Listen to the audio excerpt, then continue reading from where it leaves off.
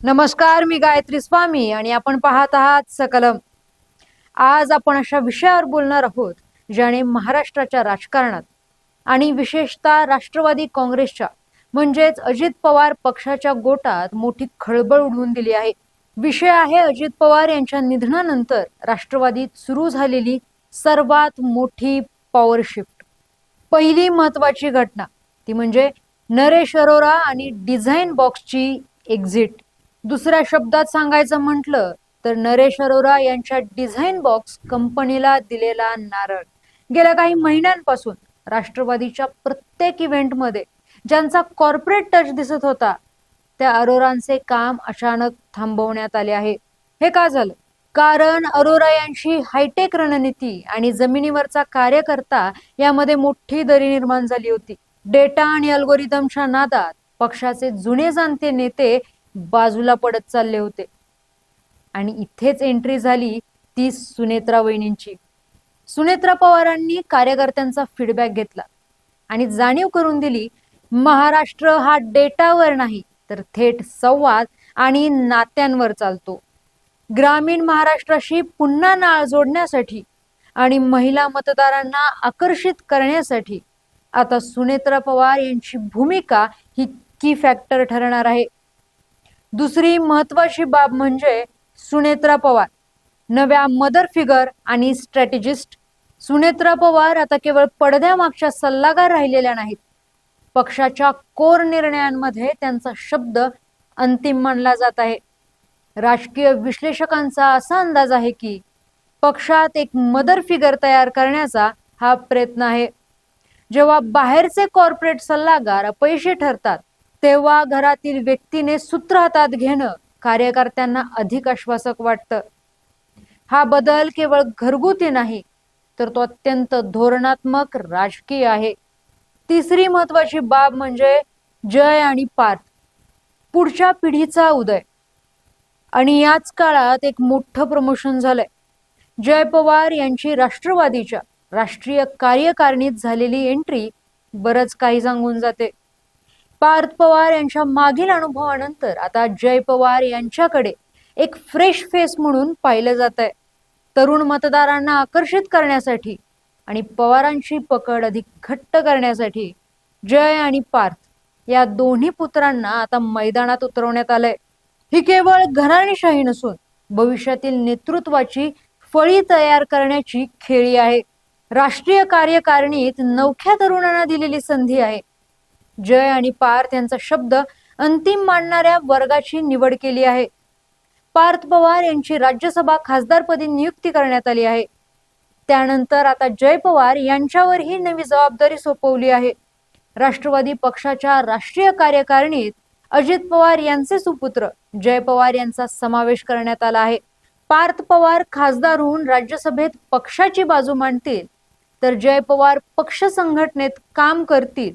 जय पवार यांच्या सोबत सना मलिक, सरोज अहिरे, शेखर निकम आणि चेतन तुपे यांचीही पहिल्यांदाच राष्ट्रीय कार्यकारिणीत समावेश करण्यात आला आहे. आजपर्यंत कोणत्याही पक्षाच्या राष्ट्रीय कार्यकारिणीमध्ये ज्येष्ठ नेत्यांना स्थान दिलं जात होतं, पण पहिल्यांदाच इतकी तरुण कार्यकारिणी सदस्यांना संधी देण्यात आली आहे. सुनेत्रा पवार यांनी आता पूर्ण यंग ब्रिगेडला संधी दिली आहे. सुनेत्रा पवारांनी केंद्रीय निवडणूक आयोगाला 26 फेब्रुवारीला पाठवलेलं पत्र समोर आलं आहे. या पत्रात सुनेत्रा पवारांकडून फक्त स्वतःच्या पदाचा उल्लेख करण्यात आला आहे. सुनेत्रा पवार यांच्याशिवाय फक्त शिवाजीराव गर्जे यांचा खजिनदार म्हणून उल्लेख आहे. 26 फेब्रुवारी 2026 रोजी जेव्हा सुनेत्रा पवारांची राष्ट्रीय अध्यक्ष म्हणून निवड झाली त्याच वेळी हे ठराव पारित करण्यात आले होते. विशेष म्हणजे 10 मार्च रोजी हे ठराव राष्ट्रवादी काँग्रेस पक्षाने निवडणूक आयोगाला कळवले आणि त्याच वेळी हे देखील नमूद केले की 28 जानेवारी नंतरचा कोणताही पत्र व्यवहार अधिकृत म्हणून गृहीत धरला जाऊ नये. 26 फेब्रुवारी रोजी झालेल्या पक्षाच्या बैठकीतील निर्णय आणि पदाधिकारी यादी आम्ही आता निवडणूक आयोगाला सादर करत आहोत. सुनेत्रा पवारांकडून फक्त 14 पदाधिकाऱ्यांच्या नावाचा उल्लेख करण्यात आला आहे. अत्यंत महत्वाची बाब म्हणजे तटकरे आणि पटेल यांच्या प्रभावाला लावलेली कात्री. आता वळूया सर्वात खळबळजनक मुद्द्याकडे.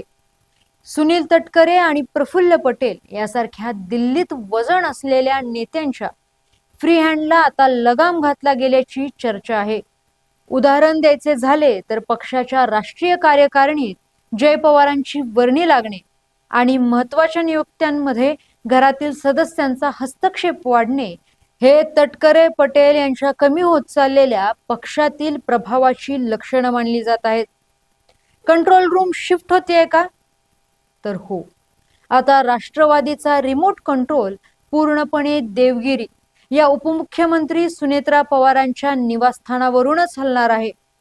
दिल्लीतील लॉबिंगपेक्षा बारामती आणि मुंबईतील कौटुंबिक कोर टीम आता अधिक पॉवरफुल झाली आहे.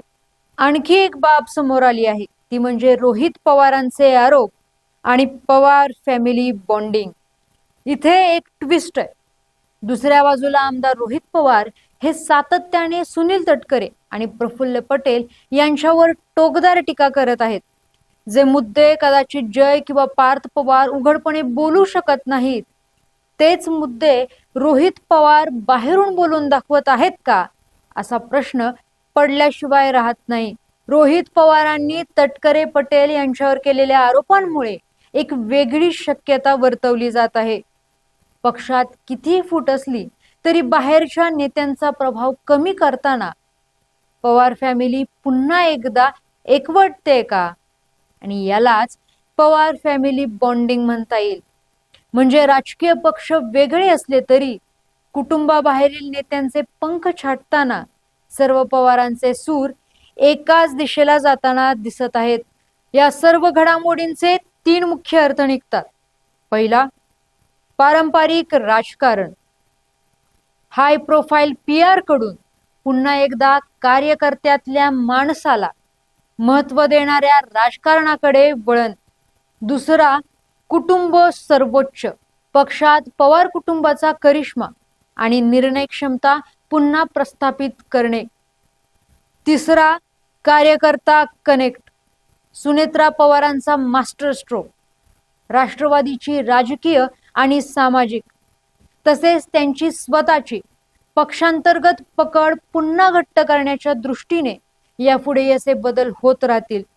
राष्ट्रवादीतील हा नवा पॉवर गेम भविष्यात काय चमत्कार घडवतो हे पाहणे औत्सुक्याचे ठरेल. तुम्हाला काय वाटतं? तटकरे पटेल यांचे महत्व कमी करणे राष्ट्रवादीला फायद्याचे ठरेल काय?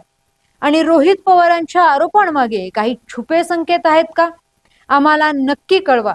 पाहत राहा, ऐकत राहा सकलम. धन्यवाद.